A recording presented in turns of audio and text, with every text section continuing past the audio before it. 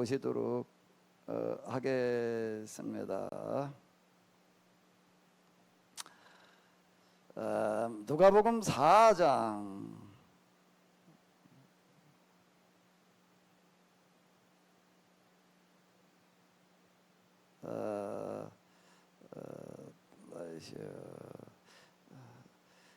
누가복음 4장.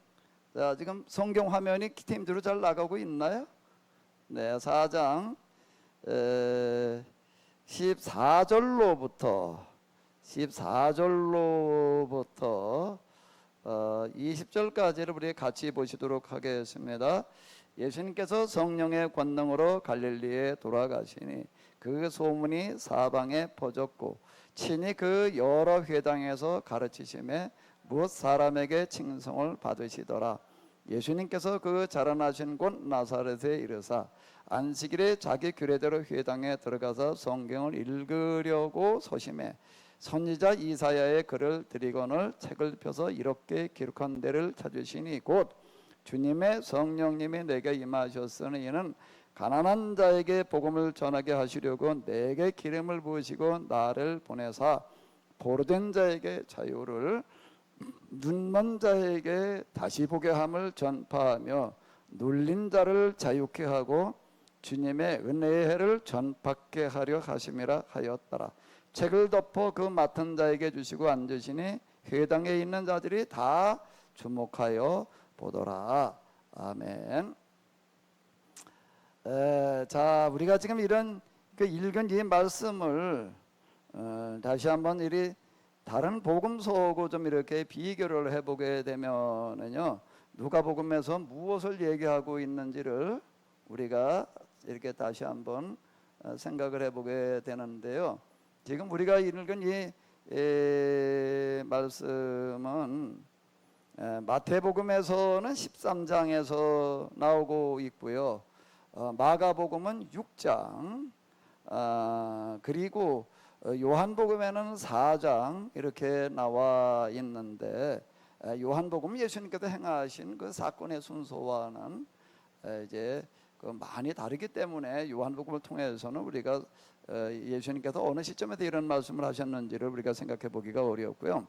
마태복음, 특히 마가복음을 보게 되면은 이 말씀은 예수님께서 언제 하신 그런 말씀인가 하게 되면은 갈릴리 사역을 이제 다 마치실 즈음에, 이제 갈릴리 사역이라고 하는 것은 뭘 얘기를 하는가 하게 되면 예수님께서 이 세상에 계시는 동안 사역을 하실 때 주로 갈릴리 그 바닷가에서 이제 3년여 동안을 이렇게 말씀을 가르치셨습니다.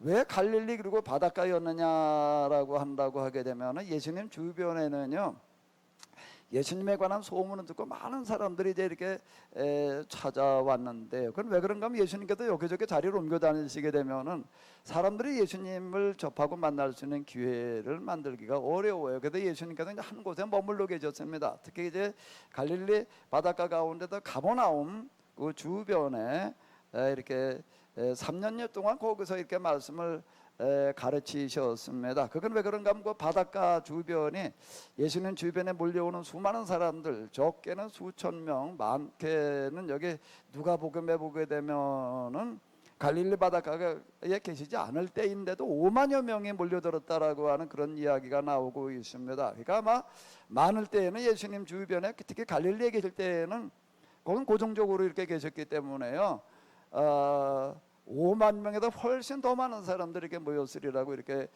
생각이 되어집니다. 특별한 일이 있을 때만 잠시 이렇게 떠나시고 주로 여기 계시면서 말씀을 전하실 수밖에 없었습니다. 그래서 여기다 한 3년여 동안 이제 이렇게 말씀을 가르치시다가 그 다음에 이제 예루살렘으로 올라가셔서 이제 돌아가시게 되는데요. 여기 있는 이 말씀을 이렇게 보게 되면 갈릴리 사역을 다 마치셨을 즈음 이제 마지막으로 예수님께서 이제 활동하시는 게 옛 고향을 찾아가시는 그런 이야기로 특히 마가복음, 마태복음에는 이렇게 기록이 되어져 있습니다. 그런데 누가복음을 보게 되면은요, 누가복음 몇 장에 나오는가 하게 되면은 이게 이야기가 몇 장에 나오지요? 4장입니다. 그리고 우리가 금방 읽은 거로다가 이렇게 보게 되면 예수님께서 마귀온 때께 시험을 받으시고 40일 동안 금식하시면서 시험을 받으시고 그 다음에 갈릴리로 돌아가셨다. 이제 여기서 이제 이렇게 활동하시는 그런 시작을 이제 갈릴리에서 이제 하셨다라고 하는 그런 이야기가 이렇게 나오는데요. 그리고 이어서 지금 이제 이 나사렛 고향 나사렛에 회당에 가셔서 말씀을 가르치신 이야기, 즉 갈릴리 사역의 맨 끝에 일어났던 일을 누가는 갈릴리 사역의 맨 처음 일어났던 일로다가 이렇게 바꾸어 놓았습니다. 순서를 바꾸어 놓은 것은 누가는 예수님의 그 사역을 가능하면 순서대로 이렇게 따라가면서 기록을 하고 있지만 특별한 경우에는 이제 순서를 바꾸어서 이야기하는 경우가 있는데, 특히 누가에서는 지금 바로 이 부분이 대표적인 건데요. 갈릴리 사역에서 마지막에 하셨던 그런 일들을 맨 처음 하셨다라고 이렇게 얘기를 하고 있는 것은 이 사건이 그만큼 중요하기 때문에 이제 뭔 얘기가 되는가 하면 예수님께서 하신 일들 가운데 이 이야기가 가장 중요하다라고 이렇게 지금 이야기를 하고 있는 겁니다. 그런데 그 무슨 일을 하셨는가 하게 되면은 갈릴리 회당에 가셔가지고 그때 당시 예배는 어떻게 예배를 드렸는가 하게 되면은 각 지역에 회당이 있어서 이제 안식일이 됩니다. 회당 애들 와가지고서 예배를 드리는데 그때 당시 그 예배는 예배 의식이라는 게 거의 없습니다. 회당장이라고 하는 사람은 주로 이제 사회만 이렇게 보고요. 찬양은 지금 우리가 부르는 것 같은 이런 식의 찬양이 아니라 이제 시편이라든지 어떤 이런 것들을 그 찬송 시를 좀 이렇게 같이 고백을 이렇게 하는 거고, 그리고 이제 그 기도라고 하는 게 또 이제 기도문이 있어가지고서도 이제 그냥 지금 우리처럼 이렇게 하는 그런 기도가 아니라 기도문이 있습니다. 기도문을 가지고 이제 기도를 좀 이렇게 하고요. 그리고 그 다음에 이제 이 말씀을 공부하는 시간으로 들어가는데 이건 설교자가 따로 없어요. 그 참석한 사람들 가운데에서 미리 또 이번 주에는 당신이 하십시오, 그 다음 주에 당신이 하십시오, 이렇게도 얘기하지도 않습니다. 아무 그게 없어요. 회당장은 단지 그 회당을 관리하고 평소에 가르치고 뭐 기타 등등 하는 모든 일들을 관리를 하지만은 안식일에 예배를 드리고 공부하는 시간에는 사회만 봅니다. 그런데 이렇게 얘기를 하는 거예요. 오늘 여기 계신 분들 가운데에서 나오셔서 하나님의 말씀을 좀 가르치실 분들은 나오십시오, 이렇게 하는 거예요. 그럼 우리는 이제 이해가 잘 안 돼요. 아니 어떻게 설교자를 미리 이야기를 해놓지 않고 설교를 또 어떻게 미리 준비해 놓고 있지를 않고 있다가 그냥 즉석에서 오늘 나오고 싶은 사람은 나오십시오라고 이렇게 이야기를 하는가. 저 잠깐 이게 팀들 보시는 방법을 여러분들에게 좀 말씀드릴게요. 지금 제가 이렇게 화면을 바꿔놓을 땐 제 화면은 아마 그 여러분들이 보시는 그 노트북 화면에 여러 사람이 나올 텐데 제 화면을 건드시게 되면 고정이라고 하는 게 뜹니다.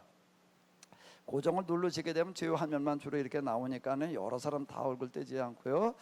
그렇게 가지고 보시면 되겠습니다. 제가 또 이게 성경이나 뭐 이런 데 들어갔을 땐 또 이제 그렇게 보시고요. 자, 그렇게 해 놓으시면은 여러분들이 이제 이렇게 실제 예배 드릴 때 보시는 거하고 크게 다르지 않게 이렇게 보실 수 있으시니까 그렇게 해 주시면은 이렇게 되겠습니다. 자,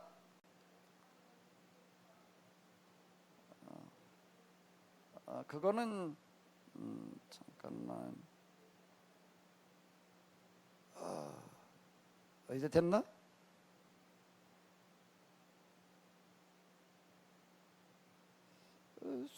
숨기겐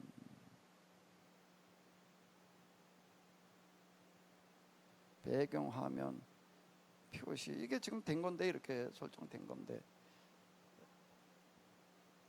지금 그대로 제 화면이 좀 아직도 뿌옇게 나오나요? 배경화면이? 제 화면이? 더 여기서 뭐 제가 어떻게 할 수 있는 게 없는데 이거는 자, 어쨌든 좀 뭐 더 이상 여기서 설정할 수 있는 방법이 없습니다.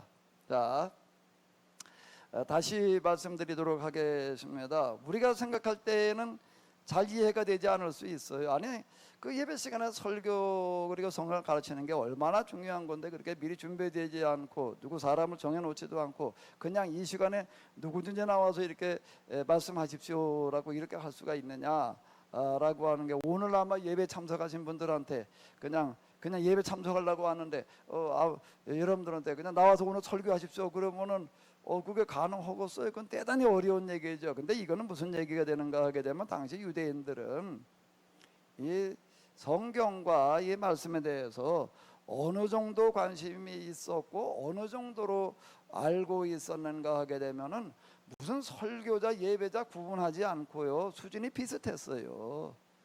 수준이 비슷해가지고 왜 그런가 하면 제가 늘 말씀드리잖아요. 유대인들은 성인식이 12살이나 13살쯤 성인식 할 때쯤 되면 남자들은 다 성경을 암송을 했다. 이렇게 이제 제가 늘 이야기를 하는데 그런 수준이었기 때문에 누구 보고 오늘 나와서 이 본문을 가지고 이렇게 얘기를 해 주십시오 그러면은요 난 뭐 준비가 안 되는데 나는 뭐 못하는데 그럴 수 있는 사람은 거기 아무도 없어요. 그리고 그 사람들은 아주 어렸을 때부터 그냥 성경만 암송하고 끝나는 것이 아니라 성경을 모여가지고서 이렇게 서로 앉아서 공부를 하면서 토론을 하고 이러고 했기 때문에요 그건 누구나 가다 할 수 있는 수준이었기 때문에 이게 가능한 거예요. 오늘가 교회에서 예배 드리면서 우리 설교자 없이 그냥 아무나 그냥 나와서 이렇게 하게 해보자. 그게 가능하겠는가? 그건 어려운 이야기이죠. 근데 당시 유대인들은 그 정도였다라고 하는 것도 그건 지금도 마찬가지예요. 유대인들이 지금 저렇게 돼 있는 게 그냥 저절로 그냥 이렇게 돼 있는 어떤 그런 것이 아니라 그만큼 성경에 대해서 그리고 각 가정에서 또 이제 그리고 그룹에도 모여도 공부하는 수준들이 그 정도로 높았다라고 하는 것을 염두에 두시면 이렇게 되겠습니다. 오늘 우리 교회가 진짜 이 코로나 사태라든지 어떤 이런 것들을 맞이해 가지고서 빨리 배우고 회복해야 될 게 지금 바로 이 부분이에요. 우리 교회당에 모여가지고 예배 드리는 거 위주로 다 신앙생활하자 이렇게 되면은요 그거는 이스라엘 역사에서도 그렇고 또 우리 교회사에서도 그렇고 죄악이 파괴되는 결과를 가져옵니다. 저는 지금 예배를 이제 이렇게 드려서는 안 되는데 예배라는 게 성전에서 그냥 제사 중심으로 드리던 것 가지고 우리가 다를 바가 없어요. 단지 우리는 성전이라고 부르지 않고 교회라고 부르고 그리고 제사라고 부르지 않고 예배라고 이렇게 부르고 있을 뿐이지 그 내용에 있어서는 전혀예요. 이건 전혀 다를 바가 지금 없이 되어져 있습니다. 그래서 저는 지금 정부에서 이제 코로나 사태 때문에 이제 정규 예배를 드리지 마십시오. 어제 이렇게 돼버렸어요. 저는 50명 이하까지는 어쩌고 저쩌고 하지 이제 이제 그것까지 이제 폐지가 돼버려가지고 2단계에서 지금 뭐 3단계로 넘어가는 그런 시점이 되다가 보니까는 이제 예배 모이는 것 자체를 다 이제 금하고 있는데 그럼 이제 많은 교회들이 지금 어떻게 받아들이는가 하면 이거는 종교 탄압이다 이렇게 받아들입니다. 종교 탄압이어가지고 우리의 예배를 왜 정부에서 그걸 못하게 하느냐 뭐 이제 이런 식으로다가 지금 저항해가지고 지난주 같은 경우에도 예배를 모여서 하지 마십시오 그러는데 전국에서 뭐 인천 지역만 뭐 300몇 교회가 예배 다 강행했다 이제 이렇게들 얘기를 하고 있습니다. 아마 전국으로 따지게 되면은 맞아 진짜 우리가 이렇게 하면 안 되겠다. 이제 우리가 정말 예배의 본래의 의미로 돌아가자 이렇게 생각을 하고서 이걸 추진하려고 하는 교회들은 별로 없는 것 같아요. 이거 코로나 사태가 이러니까 진짜 우리가 이렇게 하지 않으면 안 되지 이래가지고 그냥 방어서로 예배를 이렇게 드리고 그러는 교회들이 있을지 몰라도 예배의 본래 의미가 어떤 것인지를 우리가 깊이 생각을 하고 이렇게 지금 우리가 이제 정말로 뜯어고칠 때가 됐다라고 받아들이는 사람들이 몇이나 될지 저는 이렇게 보는 거예요. 우리의 돌아가는 상황이라고 하는 거가 절대 우연이 아니라 하나님의 어떤 뜻과 섭리를 우리가 인정한다라고 하게 되면은 코로나 사태로 말미암아 그럼 우리나라만 그러는 게 아닙니다. 지금 전 세계에 기독교만 그러는 게 아니에요. 모든 종교들이 다 지금 모이는 것 자체가 다 지금 다 금지가 돼버리고 말았습니다. 자 이런 거가 과연 우연이겠는가? 교회도 예배드리지 못하게 되는 상황이라는 거가 우연이겠는가? 우리가 이렇게 받아들이면 될 것 같아요. 하나님께서 보시기에 지금 현재 우리가 드리고 있는 꼭 교회당이라고 부르지 않고 성전이라고 부르고 있어요. 교회당 지을 때 이게 교회당 건축 이렇게 얘기를 하지 왜 꼭 성전 건축이라고 그러는지. 그 얘기는 성전이라고 하는 그 단어가 이스라엘 역사 그리고 교회 역사에 있어서 얼마나 심각한 부작용을 초래했는지를 전혀 모르는 거예요. 그냥 성전 그러면 그게 뭐 하나님의 집인 것처럼 이렇게 느껴지는데 하나님의 집이 어디 있어요? 하나님의 집이요. 스데반의 설교가 뭘 얘기를 하는 거예요? 하나님의 집이라는 게 어디 있느냐? 하늘은 하나님의 보좌고 이 땅은 하나님의 발등상인데 하나님의 사람이 지은 집에 계시겠느냐? 이래가지고 스데반이 돌 맞아 죽은 거예요. 그건 왜 그런가 하면 지금 이스라엘 사람들이 46년째 짓고 있는 그런 그 성전, 그게 세계 불가사의라고 이렇게 남아있을 만큼 대단하게 되게 해로워지 지금 그걸 짓고 있었는데, 이거는 이교 신전과 다를 바가 없다. 이래가지고 이 성전 모독죄로다가 이렇게 스데반이 죽었습니다. 예수님께서 사용을 받으신 그런 그 죄목 중에 하나가 성전 모독죄예요. 성전을 헐어버려라고 얘기를 하셨다라고 하는 것 때문에 성전 모독죄한다, 이건 사형에 해당되어진다, 이렇게 이야기를 하는 건데요. 그 성전이라고 하는 거, 그 성전을 하나님의 집이라고 생각을 해가지고 여기 하나님의 집이 계시다라고 생각을 하게 되면은 그게 뭔가 하게 되면 그건 예언자들 그리고 예수님께서 하시는 그런 말씀에 의하게 되면은, 그리고 스데반의 얘기에 의하게 되면 그건 하나님 모독이라는 거예요. 그거는 일반 세상의 그런 이교 우상 종교로 섬기는 사람들이 그 신전에 그들이 믿는 신이 있다라고 얘기하는 것과 다를 바가 없다라고 이렇게 이야기를 하는 건데, 왜 자꾸 성전이라고 부르는지 모르겠어요. 이거야말로 정말 난 그 얘기 들을 때마다 피가 거꾸로 솟아요. 이건 성전이라고 하는 어떤 이런 거가 교회 역사에서 얼마나 큰 부작용을 일으켰는지를 전혀 몰라. 그리고 다 같이 난 아직 교회당 건축이라고 그렇게 얘기하는 말을 난 한 번도 못 들어봤어요. 다 성전 건축이래. 그 성전 또 봉헌이래. 아니 무슨 성전 봉헌이라는 뭐가 어디 있어요?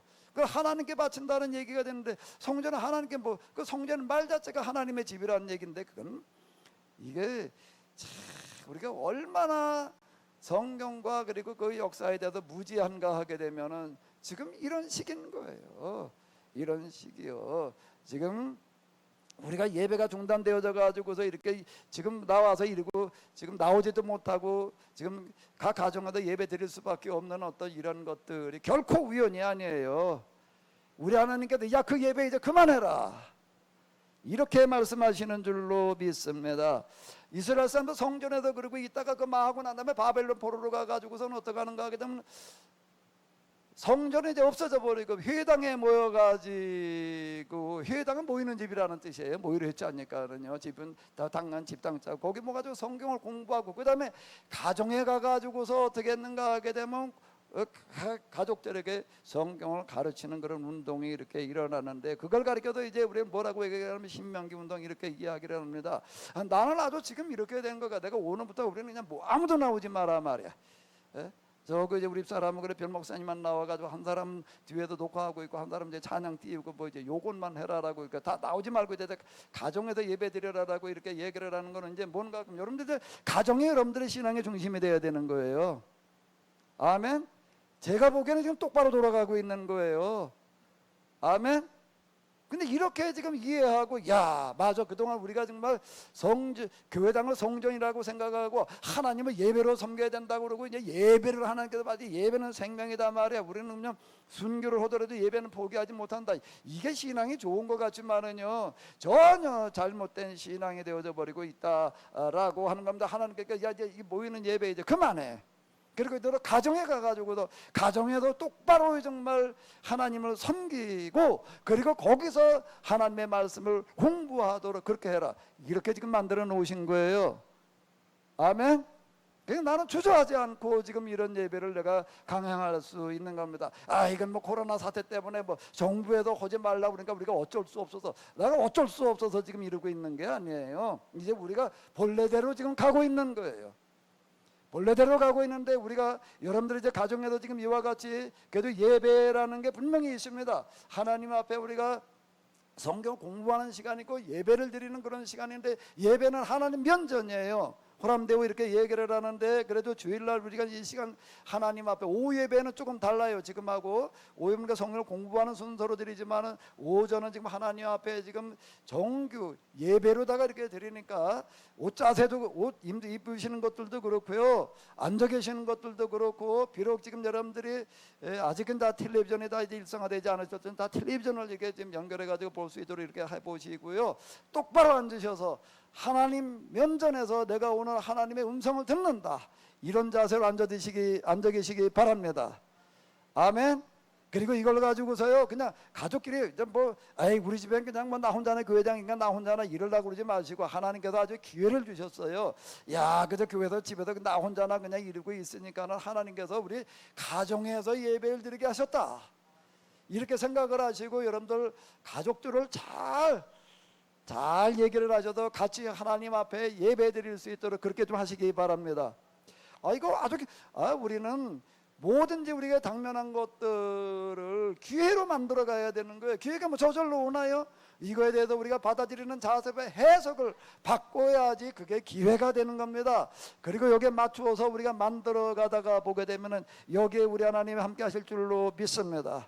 아멘. 이제 신앙의 중심이, 그전에 얘들도 야 그냥 너 교회가 가지고서 예배드려, 이렇게 가지고서 신앙을 우리가 대를 이어가자고 그랬는데 그게 지금 완전히 다 실패해버리고 말았어요. 이제 신앙의 중심이 여러분들의 가정이어야 될 줄로 믿습니다. 아멘. 이 시간에 똑바로 앉아 계세요. 똑바로 그냥 흐트러지지 말고요. 이게 지금 우리가 교회장 나가 예배 드리는 것보다 훨씬 더 중요한 거야. 우리가 지금 하나님 앞에 앉아 계시는 거야. 그리고 진지한 마음으로 여러분들이 정말로 예배를 드리시게 되면은 하나님께도 여러분들의 그 자세를 보시고 여러분 가정에 함께 하실 줄로 믿습니다. 아멘. 아멘. 여러분들의 가정에 함께 하시는 기회로 만들어요. 그건 우리가 만들어 가는 거지. 그건 누가 만들어 주나 그거를.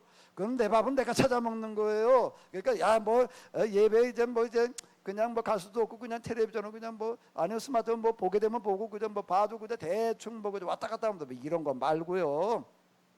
한번 제대로 해보자고요. 아멘.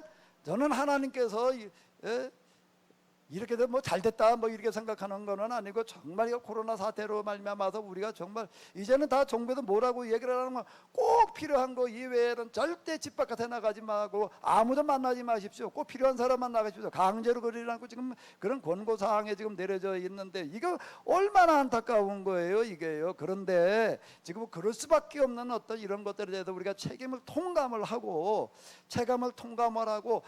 그런데 이제 우리가 정말로 이번 이런 이 기회를 이거 그냥 무슨 위기라고 그냥 재앙이라고 그냥 이렇게만 생각하지 말고 기회로 한번 만들어 보자. 아멘. 우리 예배를 한번 그렇게 드려보시기 바랍니다. 우리가 하나님 앞에 나와 있는 거야. 우리가 하나님 앞에서 우리가 똑바로 한번 오늘 마음의 자세도 그렇고 눈동자도 딴 데 가지 말고 정말 졸면서 이러는 거 말고 우리가 우리 집안에서 정말 텔레비전 앞에서 비록 예배를 드리지만은 우리가 똑바로 한번 해보자. 이런 마음 자세를 가지고 한번 해보세요. 그리고 여러분들의 그 마음을 보시고 하나님 여러분들은 가정에 함께 하실 줄로 믿습니다. 아멘. 하나님께서 가정에 함께 하시게 하려고 한다고 하게 되면 여러분들은 거기다 마중물은 부어야지요. 마중물이 뭔지 다 아시지요? 옛날 펌프 그거 물 짜먹으려면 어떻게 해야 되는가 하면 마중물을 한 바가지 부고 그 다음에 펌프질을 해야지 물이 올라오는 거예요. 뭘 아시는 건가 하면 여러분들은 오늘 각 가정에 앉아가지고 지금 마중물을 붓고 펌프질하는 거예요. 여러분들이 텔레비전 앞에 똑바로 정자세로 앉아있는 거는 마중물을 분 거고, 그리고 여러분들이 진지하게 예배를 드리시게 되면 펌프질하는 것과 똑같습니다. 그래가지고 정말로 메말라 있는 여러분들의 가정에 펑펑 넘치는 생수가 콸콸 용서듬 치시기를 바랍니다. 펌프질을 했는데도 이거 빈 펌프야 물이 영 안 나와 하나님 어디 계신지도 모르겠어 이렇게 생각하지 마시고, 그거는 우리가 뭔가 원인이 있어야지 결과가 있는 거죠. 심는 게 있어야지 거둘 수 있는 게 있는 겁니다. 오늘 아직 미처 잘 준비가 안 되셨으면은 우리 다음 이따 오후 시간도 그렇고 다음 주에는 정말로 다 우리가 똑바로 한번 해보시자고요. 아멘.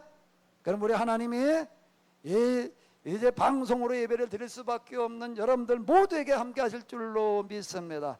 제가 정말로 바라기는요, 여러분들 가정이 다 하나님 나라가 되기를 바라요. 아멘. 여러분들의 가정이 하나님께서 함께 하시기를 바랍니다. 하나님께서 함께 하시는 그런 가정 다 되시기 바랍니다. 여러분들의 가정이 함께 하시게 되면 그 나머지는 다 해결되어지는 거예요. 여러분들의 자녀의 문제라든지 무슨 뭐 사업, 직장, 뭐 기타 코로나 때문에 뭐 어쩌고 저쩌고 하는 이런 모든 문제들이 오히려 기회가 될 줄로 믿습니다. 아멘. 아멘. 아멘. 자, 다 그렇게 되시기 바랍니다. 모든 것 만사는요, 우리 생각하게 달린 거예요. 아이고, 야, 이거 뭐 이제 뭐 우리가 뭐 예배를 뭐 어떻게 이걸 뭐 이렇게 생각하면 맨날 그런 거고요. 마음을 어떻게 먹느냐라고 하는 것만큼 내가 되어져 가는 거예요. 나는 얼마큼 되어져 가는 건 내 생각의 크기만큼 되는 거예요. 생각의 자세만큼 되어져 가는 겁니다. 다 그렇게 되시기 바랍니다. 다 그렇게 되시기 바랍니다. 그래가지고 우리가 코로나 사태 때문에 우리 교회도 못 갔는데 말이야, 모여서 예배도 못 드렸는데 말이야, 교회 이렇게 만나지도 못했는데, 나는 그동안에 믿음이 더 좋아졌어. 기도를 내가 진짜 더 많이 했어. 정말 나는 하나님의 음성을 들었고, 성경을 내가 정말로 깨우쳤고, 그 코로나 사태 때문에 정말로 내 신앙뿐만 아니라 우리 가정, 그리고 모든 것들이 확 달라졌어. 좋은 쪽으로 확 달라졌어. 확 바뀌었어. 다 이렇게 되시기 바랍니다. 우린 코로나 때문에 다 망했어. 요즘 다 죽겠다고 그러고 있는데요. 어려운 건 뭐 지금 다 똑같습니다. 공포스럽고 뭐 얼마나 불편하고 지금 힘들어요. 우리가 이게 그런데 이걸 어떻게 할 거예요? 여기에 대해서 우리가 잘못했다라고는 책임을 통감을 하면서 우리가 마음의 자세를 똑바로 가지고 우리가 예배부터 한번 바로잡는 그런 기회가 다 되시기 바랍니다. 아멘. 여기다 우리가 찬양, 우리 김준수 장로님이 우리 몇 분들 데리고서 이렇게 녹음을 좀 이렇게 해 놓으셨는데요. 뭐 많은 곡은 안 해요. 한 10여 곡쯤 되는데 그 돌아가면서 이렇게 들려드려야 될 텐데, 그것도 그냥 여러분들 가정에서 그냥 뭐 찬양 뭐 나오나 보다 그러고 그냥 듣기만 하려고 그러지 마시고요. 듣기만 하려고 그러지 마시고 힘껏 한번 불러보세요. 마음껏 한번 부르시면서 그 여러분들의 가정에서 가족들끼리 모여가지고 드리는 그 찬양 속에 우리 하나님이 임하실 줄로 믿습니다. 여기 좀 미리 찬양을 부르면서 기도하는 마음으로 좀 앉아 계셔가지고서요, 여러분들의 가정이 이번 기회에 기도하는 집이 되시기 바랍니다. 아멘. 그리고 여러분들이 정말로 여기서 진지하게 하나님의 말씀을 듣고 또 가족들끼리 모여가지고, 그동안에 제가 가정성공을 그렇게 강조를 해서도 제대로 실천들을 못하셨는데, 이제 하나님께서 아주 그냥 강제로 만들어 주셨다라고 생각을 하고 한번 제대로 해보시기 바랍니다. 그럼 여러분들의 가정에 먼저 하나님께서 함께 하실 거예요. 아멘. 그리고 여러분들 하는 그 모든 범사에 하나님께서 복을 주실 줄로 믿습니다. 아멘.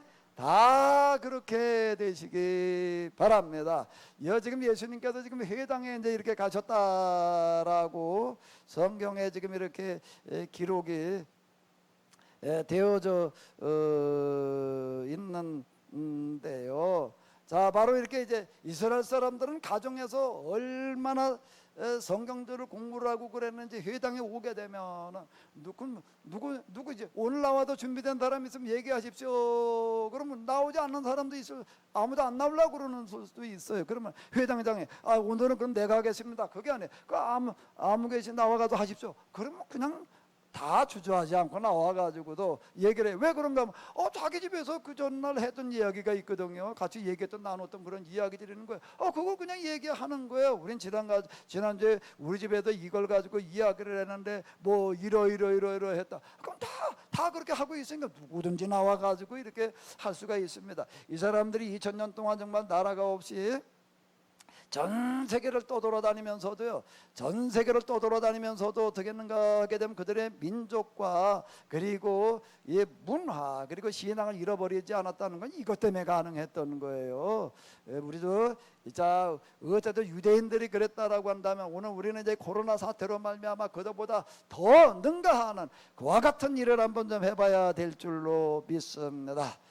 자, 그런데 누가는 이 이야기를 예수님께서 나라의 회당에 가서 이렇게 얘기하신 이 이야기를 왜 누가복음에서 맨 앞으로 끌고 와서 이야기를 하고 있는가라고 한다면 요 구절 때문에 그러는 거예요. 요 구절을 다시 한번 읽어보시도록 하겠습니다. 주님의 성령님이 내게 임하셨으니 이는 가난한 자에게 복음을 전하게 하시려고 내게 기름을 부으시고 나를 보내사 포로된 자에게 자유를, 눈먼 자에게 다시 보게 함을 전파하며 눌린 자를 자유케 하고 주의 은혜의 해를 전받게 하려 하심이라. 요 구절 때문인데요. 누가는 이렇게 얘기를 하고 있는 거예요. 이 세상에 오셔서 예수님께서 정말 온 세상을 구원하시는 그런 놀라운 일을 하셨는데 그냥 막연하게 세상 구원하는 일 이렇게 얘기하지 않고 구체적으로 그게 뭔가 하게 되면은 바로 예수님께서 오신 목적은 이 구절을 이루러 오셨다. 이거는 이사야서 61장 1절과 2절의 말씀인데요. 이 말씀을 이루러 오셨다라고 누가는 이렇게 이야기를 하고 있습니다. 그럼 이게 무슨 이야기인가 하게 되면은 맨 뒤에 이야기가 뭔가 하면 주님의 은혜를 전파하게 하려 하심이라고 하는 것은 안식일, 안식년, 희년이라고 하는 이런 안식 제도가 있었는데 그 중에도 안식년이 이제 안식년을 완성시키는 그와 같은 그 해가 되겠는데요. 바로 그걸 실현하러 오셨다. 이렇게 이야기를 하고 계십니다. 이게 가난한 자에게 복음을 전하게 하시려고라고 이렇게 나와 있는데요. 이건 세상에 이런 가난한 사람들이 없게 하려고 예수님께서는 오셨다. 이렇게 이야기를 하고 있습니다. 누가 하느냐? 가난한 자들에게 복음을 전하게 하시려고 누가는 이렇게 얘기를 하고 있어요. 이 우리 기독교인들이 그리고 하나님을 믿는 사람들이 해야 될 가장 중요한 일은 이 세상에서 가난한 사람이 없게 하는 일이다.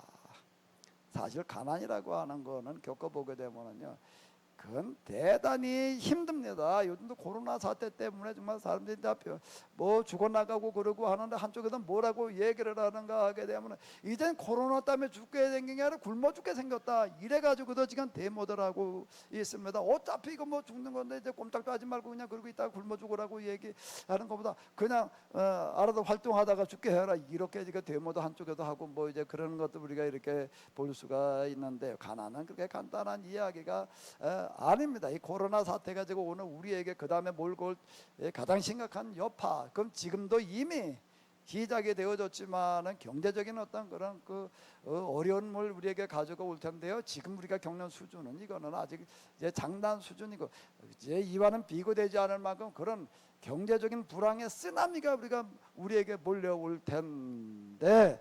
우리가 이제 이런 것들을 어떻게 해야 될 건가? 어떻게 우리가 하나님의 도우심으로 딴 사람들은 몰라도 우리는 어떻게 좀 잘 뭐 이거를 피해가 볼까? 이렇게 생각하는 거 말고요. 그렇게 생각하고 그냥 맨날 그러고 있다고 한다고 그러면 우상 미신 신화 시대에 그런 미신 신앙 우상 종교 수준에서 벗어나지를 못합니다. 오늘 우리에게 이렇게 이런 일들이 벌어지고 있는 거 우리가 잘못해서 그러는 건데 우리가 이걸 어떻게 좀 기회로 만들어 볼까? 내 문제만이 아니라 나만 어떻게 좀 어려움에서 벗어나 볼까 이거 말고 어떻게 이 어려운 이런 상황 우리가 기회를 만들어 가지고 이 세상에서 한번 경제적인 이런 문제들 다 해결해 볼까 이렇게 우리가 관심 가지고 기도하다가 보게 되면 하나님께서 우리에게 그 길을 열어 주실 줄로 믿습니다. 이제 지금도 아마 이 코로나 때문에 경제적으로 많은 압박을 받고 계시는 분들이 계실 거예요. 참 많이 힘드실 텐데요. 힘내시기 바랍니다. 힘을 내셔서 우리가 큰 생각을 가지고 한번 하나님 앞에서 정말로 우리의 마음가짐과 자세를 달리하면서 제대로 한번 우리가 다시 도전해 보시기 바랍니다. 그러면 하나님께서 틀림없이 좋은 길을 인도해 주실 줄로 믿습니다. 누가는 이렇게 이야기를 하고 있습니다. 우리가 이 세상에 살아가면서 제일 힘든 일이 바로 이런 경제적인 문제인데 바로 예수님께서는 사실 가장 중요한 일이 뭔가 하면 가난한 자들에게 복음, 가난한 자들의 복음이라고 하는 것은 가난에서 벗어나게 해주는 게 복음입니다. 병든 자에게 복음은 병에서 고쳐주는 게 복음인 거고요. 뭐 딴 거 없어요. 지금 여기 이렇게 보게 되면 뭔가 하면 보호된 자에게 복음이 뭐가 되겠어요? 지금 남에게 억압받고 있는 사람, 감옥에 받쳐 있는 사람, 이런 사람들 복음이 뭐예요? 그게 자유지요. 눈먼 사람의 복음이 뭐겠어요? 눈이 멀어가지고 앞을 못 보는 사람의 복음이 뭐예요? 앞을 보게 하는 겁니다. 바로 이거예요. 복음이라고 하는 거는 딴 게 아니라 지금 우리가 당면하고 있는 그런 어디서도 해결할 수 없는 그런 어려운 문제를 하나님께서 하나님의 방식으로 해결해 주시는 게 그게 복음이에요. 아멘. 이번에 정말로 여러분들 모두는 비록 하나님 앞에 지금 다 같이 이렇게 교회당에 모이지는 못했지만 가정에서 지금 텔레비전으로 예배를 드리고 계시지만 다 여러분들 모두에게 복음이 임하기를 바랍니다. 여러분들 모두에게도 어려운 문제가 있으시지요? 그 어려운 문제가 해결되는 게 바로 복음입니다. 이번이 바로 그와 같은 기회가 되시기를 바랍니다. 그렇게 되려고 한다면은 여러분들 가정이 먼저 똑바로 돼야지 되는 거예요. 가정에 하나님께서 함께 하실 만한 가정이 되지 못하고 어떻게 그게 가능하겠어요? 근데 그동안에 가정보다 우리가 뭐 교회당에 가서 예배를 드리자 그러고 그냥 다 예배를 드리러 이제 교회당으로 꾸역꾸역 이렇게 모여오고 그랬는데 이제 나올 수 없는 상황이 돼버리고 만 거예요. 그런데 이번에 기회를 이제 이 위기를 기회로 바꾸시고 여러분들도 생각을 바꿔서 야 이번 기회에 우리 가정이 정말로 복음의 대상이 될 수 있게 하자. 다 이렇게 되시기 바랍니다. 복음이 딴 데서 선포되어지는 것이 아니라 이 시간 이 텔레비전을 통해 가지고 텔레비전의 전파 그리고 스피커를 통해서 들려오는 그런 음성을 통해서 여러분들 모두에게 하나님의 말씀이 임하시기를 바랍니다. 하나님의 말 그 복음이 그 음성 속에 임하시기를 바랍니다. 여러분들의 마음의 자세가 준비가 되어져 있으면 여기 들려올 줄로 믿습니다.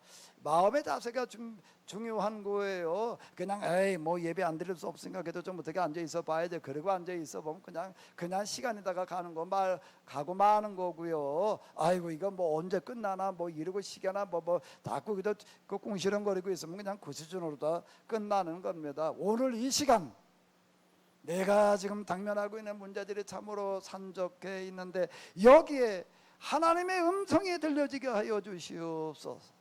오늘 내가 이 복음을 듣기를 원합니다. 오늘 이 시간이 나에게 그런 시간이 되게 하여 주시옵소서. 이런 간절한 마음을 가지고 예배를 준비하시고 또 그리고 앉아 계시고 그런 간절한 마음을 가지고 기도하시고 찬송하시고 그리고 예배를 드리다 보게 되면 하나님께서 틀림없이 그런 은혜를 부어주실 줄로 믿습니다. 우리 하나님은 살아계신 하나님이십니다.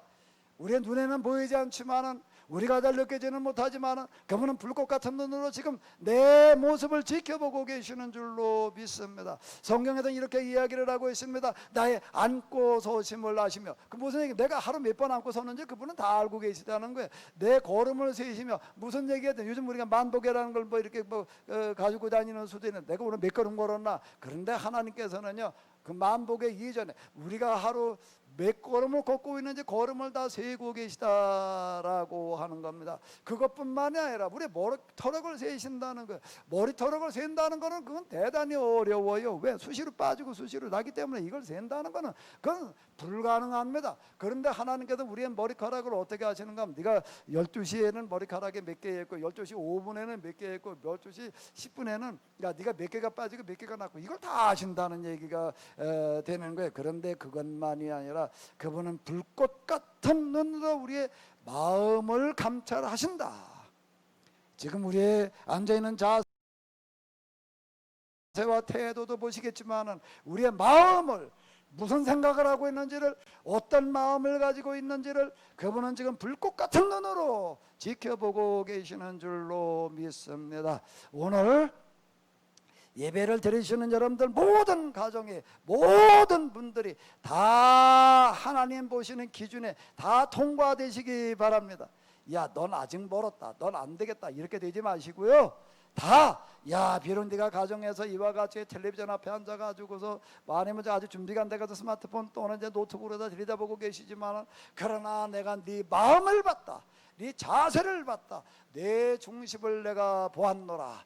이렇게 다 되시기 바랍니다. 우리가 지난번에 본 저 사가랴에 이게 천사가 나타나서 뭐라고 얘기를 하는가 하게 되면 내 간구가 들린지라, 마음속으로 늘 하나님 앞에 뭘 기도하고 있었는지, 뭘 바라고 있었는지를 하나님께서 보셨다는 거예요. 보시는 건 다 보고 계시죠. 근데 뭔 얘기가 되는가 하게 되면, 야, 너 정말 이렇게 하고 있는 걸 보니까는 이제 내가 바라는 만큼 너는 됐다. 그러니까 너에게 내가 이제 특별한 좀 그런 일을 내가 해야 되겠다, 이렇게 말씀하신다라고 하는 겁니다. 오늘 여러분들이 드리는 그 예배가 하나님 보시기에 하나님의 저울 가지고 달아보고 계시는데, 메대메대 대결 우바르신이라는 거 아시죠? 하나님은 우리의 모든 삶을 달아보고 계시다라고 하는 겁니다. 그러니까 무게가 안 나게 되면요, 이건 불합격이에요. 저 어떤 사람 하나 이렇게 보니까는 중학교 때 동기였는데, 나중에 만나서 얘기를 하다 보니까는 군대를 못 갔대. 왜 못 갔냐 그랬더니 체중 미달이래. 아니 어떻게도 정신 나고 비슷한데 체중이 미달이 될 수가 있느냐 그랬더니 뭐 혼자 자취하면서 술을 하도 퍼먹어 가지고도 얼마나 바짝 말하는지 체중이 미달이 돼 가지고 군대를 못 갔다, 뭐 그런 얘기를 하는데요.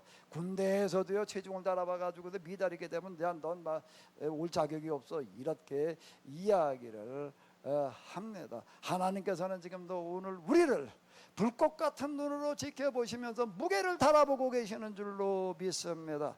그래서 너는 오늘 정말로 합격했다, 내가 필요한 무게보다 너는 훨씬 더 많이 나갔다, 다 이렇게 되시기 바랍니다.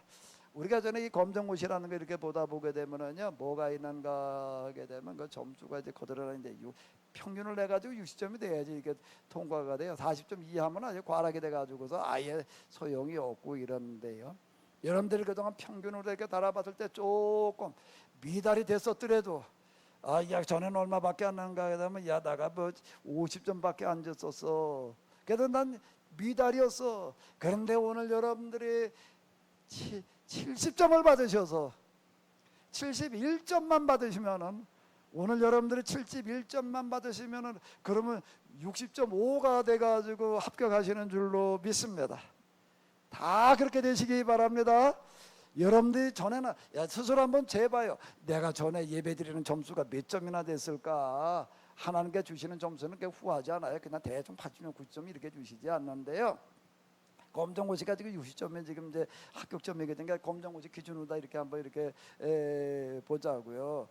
전에 그 사법고시 그 시험 보는 것도 이렇게 보게 되면 영어 같은 거 준비해 보니까 얼마가 넘어야지 합격이 되니까 60점 넘어야 된다고 그러더라고요. 그 사법고시 60점 받는 거는 굉장히 어려워요. 사법고시 그 영어 시험 문제를 갖다가 미국 대학원생들 영문학과 다니는 그 사람들 영어가 모국어인데 그 사람들 풀으라고 그랬더니 평균에 40점 나오더래.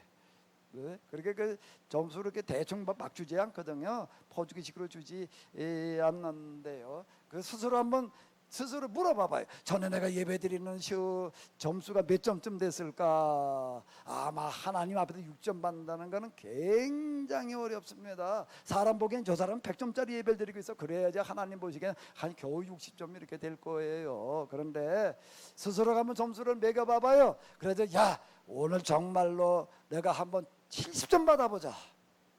다 그렇게 되시기 바랍니다.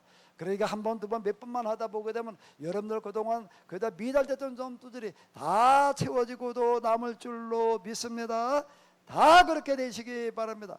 그동안 우리 둔대교회에 계시던 여러분들 모두는, 또 그리고 주력 저희 교회 속하지는 않으시지만 이 지금 방송을 통해서 이 예배를 드리고 계시는 여러분들 모두에게 이와 같은 은혜가 함께 하시기를 바랍니다. 그래서 여러분들에게 다 복음이 되시기를 바랍니다. 자, 여기 다 복음 얘기예요. 가난한 자에게 복음을 전하게 하시려고. 가난한 자에게 복음이라는 게 뭐라고요? 가난에서 벗어나는 거예요. 거기에 나를 보내다 포로된 자에게 복음이 뭐가 되는 거죠? 자유가 되는 겁니다. 눕는 자에게는 복음이 뭐예요? 다시 보는 거예요. 예, 그리고 눌린 자, 길을 못 피고 사는 그런 사람들에게 복음이 뭐가 되는 거예요? 자기 마음대로 좀 하는 거, 자유케 하고, 이 모든 것들을 합쳐 놓은 단어, 이 모든 복음, 이거저거 뭐 가난한 자의 복음, 눌린 자의 복음, 병든 자의 복음, 모든 것들 다 합쳐놓은 거를 뭐라고 부르는가 하면 주님의 은혜의 해, 이렇게 얘기를 하는 거예요. 주님의 은혜, 이 모든 어려움을 겪고 있는 사람들에게 우리 예수님께서는 복음을 전하러 오셨다, 이렇게 말씀하셨는데요. 자, 오늘 우리가 정말로 이와 같이 다 가정에서 그냥 지금 전파 영상 앞에 모여 계시지만은 정말로 여러분들 모든 가정에 복음이 임하시기를 바랍니다. 누가는 그렇게 이야기를 하고 있어요. 예수님께서는 바로 이거를 실현하러 오셨다. 그런데 누가는 그 중에서도 가장 크게 비중을 두는 게 뭔가 하면 은혜의 해라고 하는, 주님의 은혜의 해라고 하는 것, 희년이라고 하는 건데, 희년이라고 하는 거는 뭔가 하게 되면 경제적인 어려움을 해결하는 것을 말하는 겁니다. 경제적인 어려움을 해결을 하는 건데요, 우리 예수님께서는 우리에게 이 경제적인 모든 어려운 문제를 해결하러 오신 줄로 믿습니다. 그리고 누가는 이렇게 얘기를 하고 있어요. 우리가 구원받으려면 어떻게 해야지 구원을 받느냐, 이렇게 얘기를 하는데, 우리는 그동안 어떻게 생각을 했는가 하게 되면, 우리가 구원받는 것은 예수님께서 우리를 위해서 이 세상에 사람 되고 오셨고, 이 십자가에서 못 박혀 돌아가셨는데, 그때 십자가에도 못 박혀 돌아가실 때 고난을 받고 돌아가셨는데, 그게 세상의 모든 죄, 그 중에 내 죄도 포함이 되어져 있는데, 나의 모든 죄를 대신 짊어지시고 십자가에도 돌아가셨어. 그러니까 내가 이제 십자가에도 돌아가신 예수님의 그 피를, 그 고난을 내가 인정하고 믿으면은, 그리고 거기다가 내가 죄 용서를 빌면은 우리의 모든 죄를 용서하시고 구원해 주신다. 우리는 그렇게 생각을 했습니다. 그런데 마태, 마가, 누가, 요한복음에도 그렇게 얘기하는 구절이 단 한 구절도 없어요. 우리는 서양 기독교에서 만들어 놓은 사도 바울의 그런 갈라디아도 로마서를 기초로 만들어 놓은 구원론에 기초한 그런 이해가 있었지, 성경에서 이해되고 있는 그런 구원론을 가지고 있던 게 아닌데요. 누가는 그 중에서도 뭐라고 이야기를 하고 있는가 하게 되면, 우리가 다 계약을 지켜가지고 우리가 구원을 받아야 되는 건데, 이 계약의 중심 핵심이라고 하는 것은 뭔가 하게 되면은 바로 이 경제적인 문제의 해결이다. 이거를 해결하는 것이 곧 구원받는 거다. 이걸 해결하려고 하는 사람에게 하나님께서 함께 하시고 복을 내려주시고, 이 세상에서뿐만 아니라 죽은 다음에도 우리에게 영원한 생명을 주신다, 이렇게 말씀을 하고 있습니다. 이런 영원한 생명이 여러분들 모두에게 임하시기를 바랍니다. 그럼 왜 이렇게 이 경제적인 문제를 해결하는 게 그게 구원받는 길이다? 우리는 교회당 안에서 사실 그동안에 이런 얘기를 못 들어봤어요. 저도 이때까지 교회 22살 때부터 나가가지고 이제 40년 이상을 다녔지만 이런 얘기를 어디 들어보지도 못하고 책에서도 읽지를 못했는데, 어떻게 하다 보니까 제가 지금 이런 얘기를 하게 됐습니다. 자, 이제 우리가 이런 걸 도대체 어떻게 이해를 해야지 되느냐, 어떻게 이해를 해야 되느냐라고 한다고 하게 되면, 다시 성경으로 가가지고서 우리가 조금 이렇게 보시자고요. 어디로 가는가 하면 창세기로 가도록 하겠습니다. 창세기 3장에 보게 되면은, 이제 아담과 하와가 선악과를 먹고 나서 이제 하나님의 심판받는 그런 이야기가 이렇게 나오고 있습니다. 그 뭐라고 이야기를 하시는가 하게 되면은,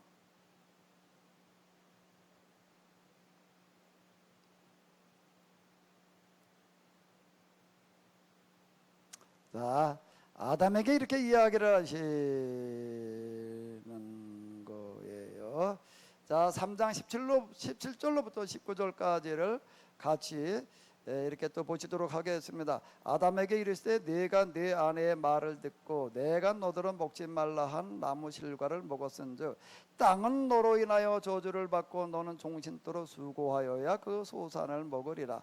땅이 내게 가시덤불과 엉겅퀴를 낼 것이라. 너의 먹을 것은 밭의 채소인즉 내가 얼굴에 땀이 흘려야 식물을 먹고 필경은 흙으로 돌아가리니 그 속에서 네가 취함을 입었음이라.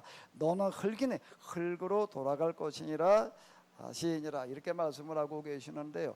아담과 하와가 선악과를 먹었을 때 하나님께서 이제 벌을 주시는 심판하시는 순서가 먼저는 뱀에게, 그 다음에는 여자에게, 그 다음에는 아담에게 맨 마지막으로 이야기를 하시는데, 내가 내 아내의 말을 듣고 내가 너더러 먹지 말라 선악과 나무 말라 한 나무 실과를 먹었은즉 땅은 너로 인하여 저주를 받고, 이렇게 이야기를 하고 있습니다. 땅이 뭔 잘못을 해가지고 저주를 받는다고요?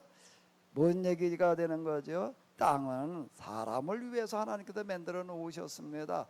땅을 우리가 죄놓고 살 수가 없어요. 땅을 안 밟고 우리가 어떻게 살아요? 그리고 우리가 땅에서 우리가 만들어졌습니다. 너는 흙이니, 그건 뭔가 우리 육체를 하나님 흙으로 빚어 만드셨다라는 그런 얘기가 되겠는데, 흙으로 돌아가라 이렇게 얘기를 하십니다. 이 땅.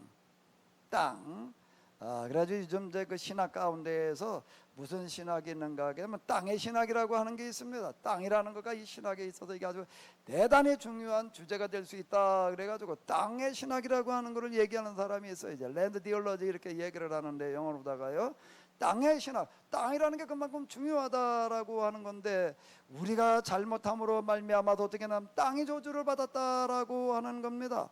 그래가지고 이제 땅이 어떻게 하는가 하면 너한테 이제 먹을 걸 주지 않기 때문에 너는 이제 어떻게 해야 되는가 하면 땀을 흘려야지만 너는 이제 먹을 걸 얻을 수 있을 거다라고 이렇게 이야기를 하고 있습니다. 지금 코로나가 이렇게 창궐하고 있는 건 뭔가 하게 되면 우리가 잘못해가지고서 지금 환경에 지금 저주를 받은 거예요.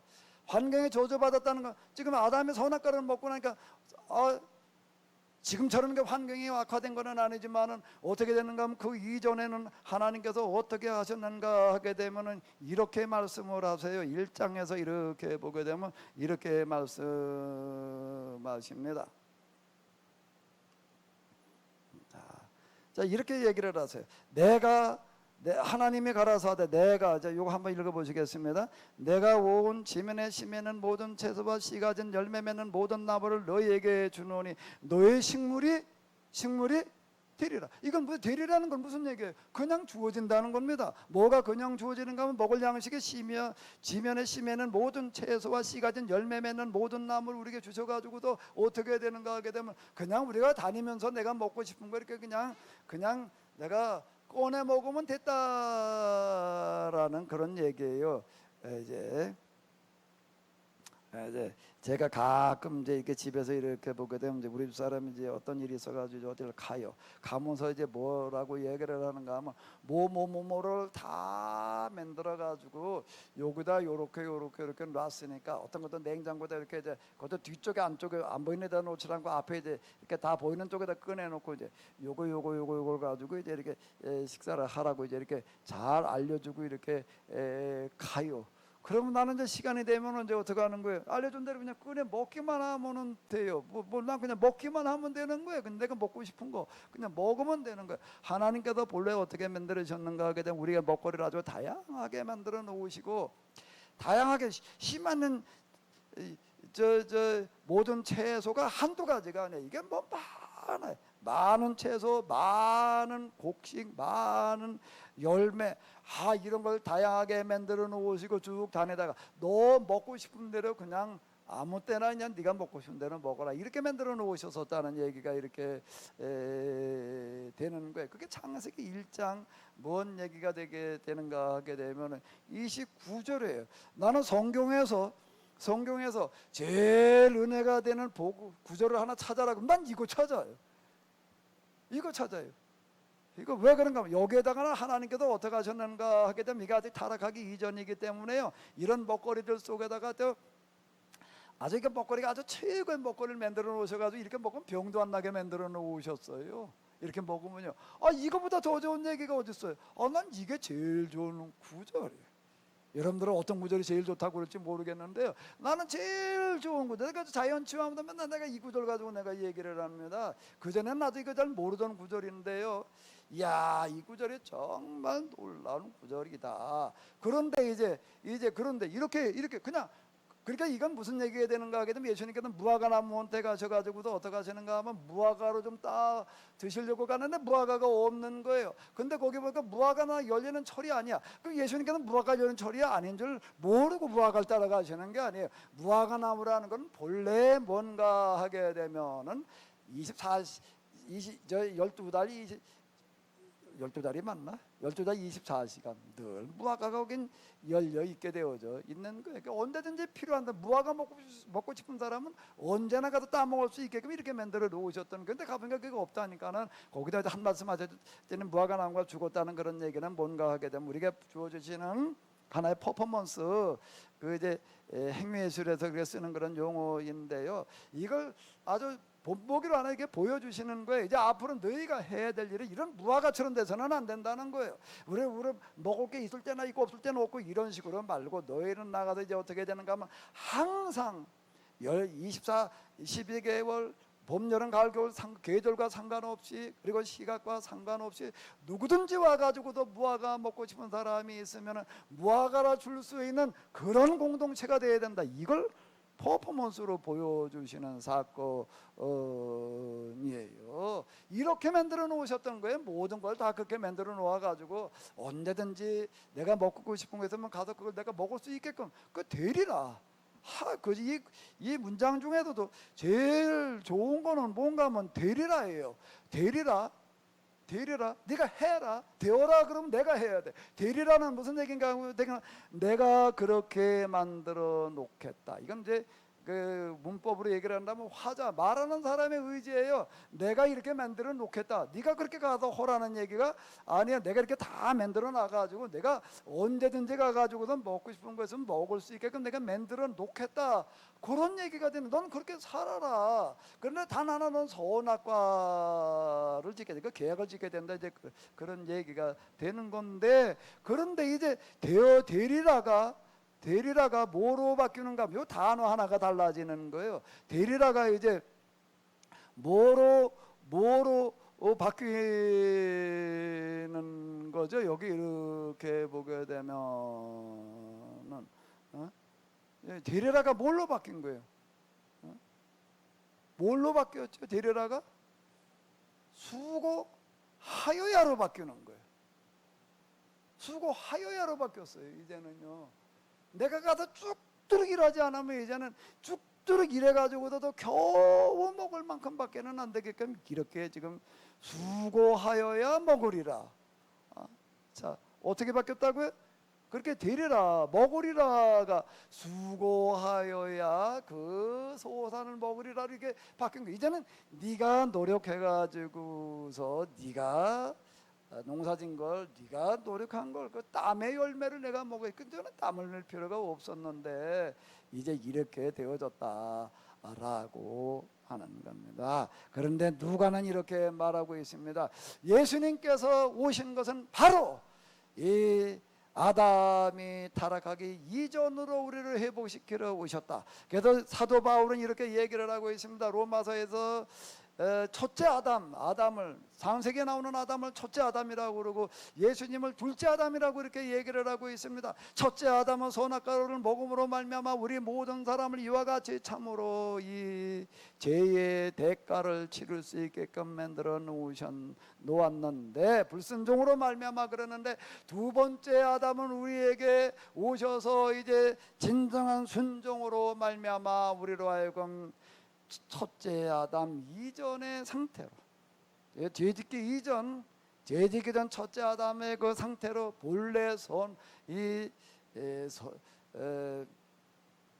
에덴 동산의 상태로 우리를 돌려놓으러 오셨다라고 이렇게 이야기를 하고 있습니다. 사도 바울은 그들 첫째 아담, 둘째 아담이라는 걸 가지고 이렇게 이야기를 하는데, 누가는 이 첫째 아담의 상태를 만들러 오셨어. 예수님은 둘째 아담이야. 그는 순종하시는, 그런 죽기까지 순종하시는 그런 둘째 아담이야. 이게 무슨 얘기인지 잘 와닿지를 않아요. 근데 그 사도 바울과 동역자였고 이방이었다가 나중에 교회를 통해서, 그리고 사도 바울을 통해서 참으로 신앙에 대해서 많은 것들을 듣고 배웠던 누가는 좀 더 구체적으로 이제 이렇게 얘기를 해놓고 있습니다. 그게 뭔가 하면 둘째 아담이신 예수님께서 우리로 하여금 다시 에덴 동산으로 돌아가게 하시는 그런 방법이 뭔가 하면 우리 가운데서 신년을 실현하러 오셨다. 이제 우리가 해야 될 일은 뭔가 하게 되면 예수님을 따라서 이런 신년을 실현하는 것이 바로 이제 우리가 해야 되는 그런 일이고, 그게 곧 구원받는 길이다. 이렇게 이야기를 하고 있습니다. 너의 식물이 되리라에서 뭘로 바뀌었다고요? 수고하여야 그 소산은 어떡하리라? 먹으리라를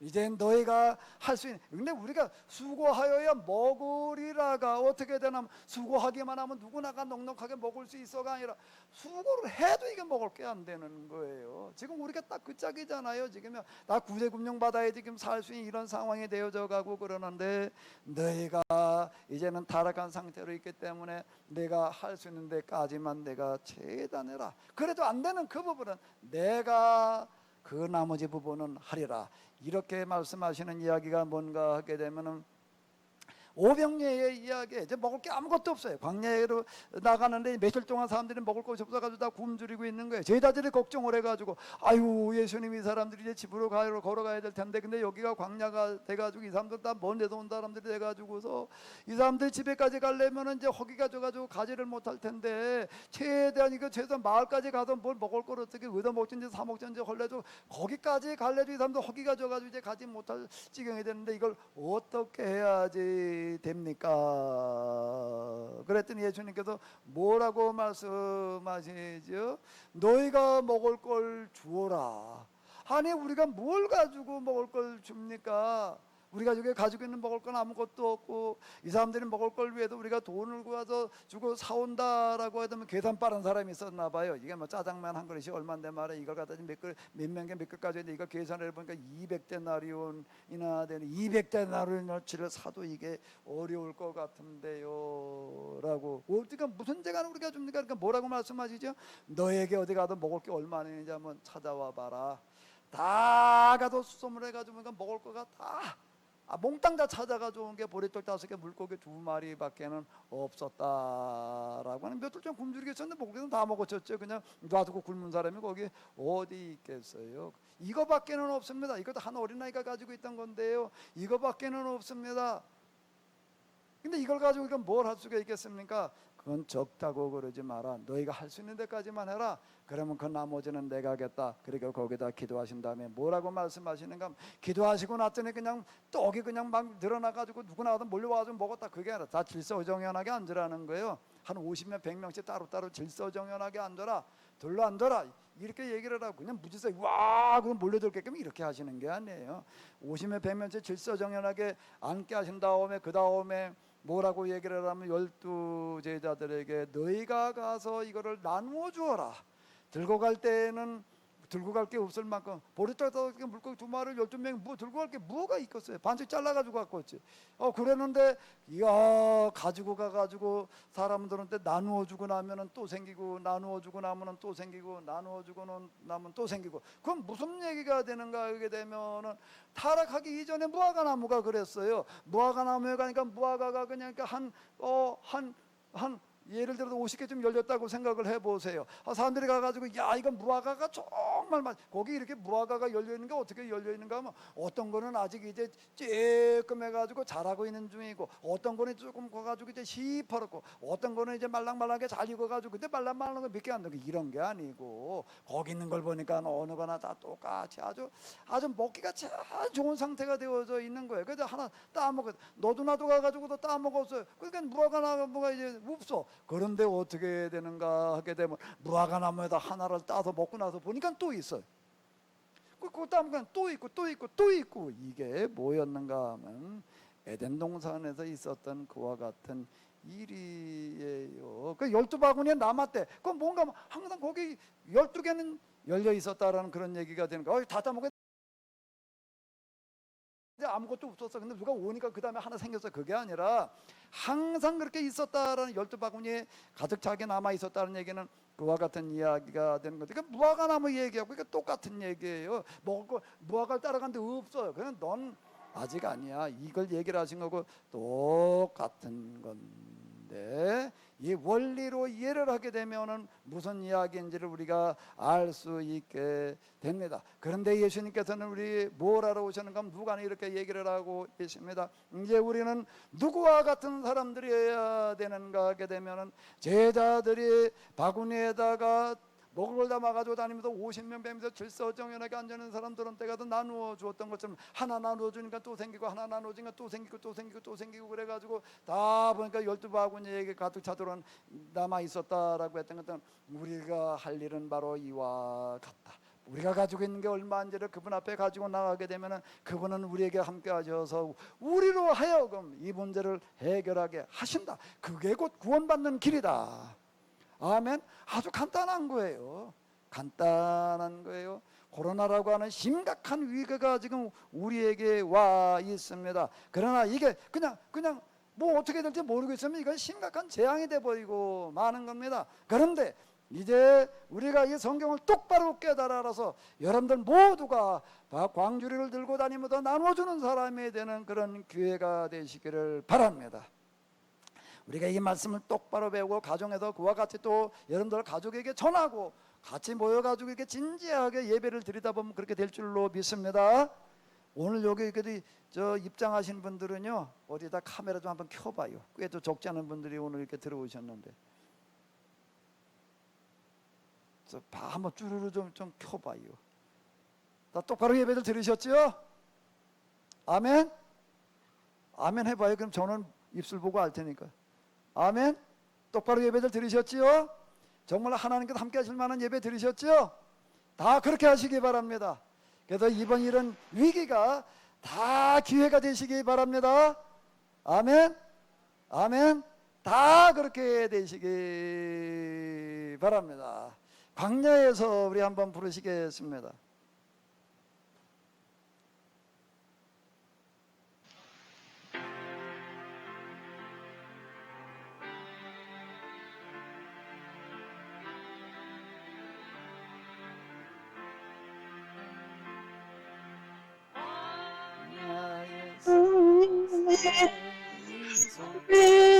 속과 사막에서 길이